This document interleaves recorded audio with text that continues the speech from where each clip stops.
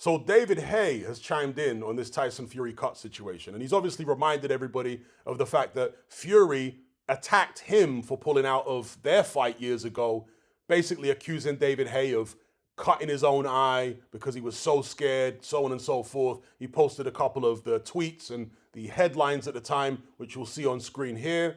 And as I said in another video, this is why, even if it's a genuine, just accidental cut that Tyson Fury has suffered, you can't really have any sympathy for him with regards to all the backlash that he's receiving, because look at what he did when David Haye pulled out of their fight. And Tyson Fury has got such a long history of lying, deceiving the public.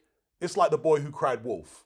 It's the chickens coming home to roost. Now, with regards to David Haye, because I mentioned this in one of my previous videos, whether he deliberately cut his own eye, I'm not saying that he did, because at the time I thought, no way. There's no way. It's ridiculous to suggest that David Haye would do that. Who the hell would cut their own eye and leave scar tissue there, which could reopen in a subsequent fight? What I was pointing out, what I was trying to get at in the previous videos, is that given the fact David Haye didn't fight for 3 years after that incident, I did contemplate that maybe I was being naive at the time. Maybe I was wrong, because if in his head he cut his own eye with no intention of fighting for several years after that, it makes it more plausible in retrospect, given the amount of time he had out the ring after that. With Tyson Fury, would I expect him to, be out the ring for several years after this if there's some type of funny business with the cut, if it was self-inflicted or photoshopped or whatever?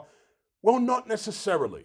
He, in my view, has never wanted to fight Alexander Usyk. He's been pressured into doing it. But if Usyk went off in a different direction and fought Hrgovic, maybe lost to somebody, etc., I wouldn't expect Fury to continue, out of the ring. I would expect him to return to the ring in relatively short order and, risk that cut reopening, etc. But again, it could be a genuine cut. It could just be a freak accident. I'll leave a link in the description below to David Haye's reaction to Tyson Fury. And he said, following his situation back in the days, back in 2013, that he was kind of hoping something like this would happen to Tyson Fury so that he knows how it feels to have a bunch of people attacking you, the public, when, according to David Haye, it was a genuine injury. It wasn't self-inflicted. And by the way, just before I finish, there are lots of people who think that this injury that Tyson Fury has suffered is somehow dodgy, right? Michael Hunter has suggested it's dodgy. He's called it a hoax.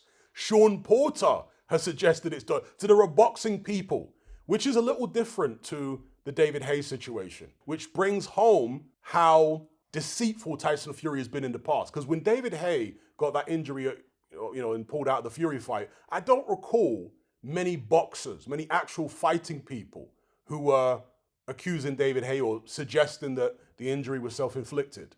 I don't recall. But with this, there's quite a few boxing people suggesting that there's some funny business going on here. Obviously, you've heard from members of Usyk's team, but again, there's the likes of Sean Porter and Michael Hunter, and I think there's a few others, actual fighters, who are saying, nah, I don't believe this guy, this Tyson Fury guy.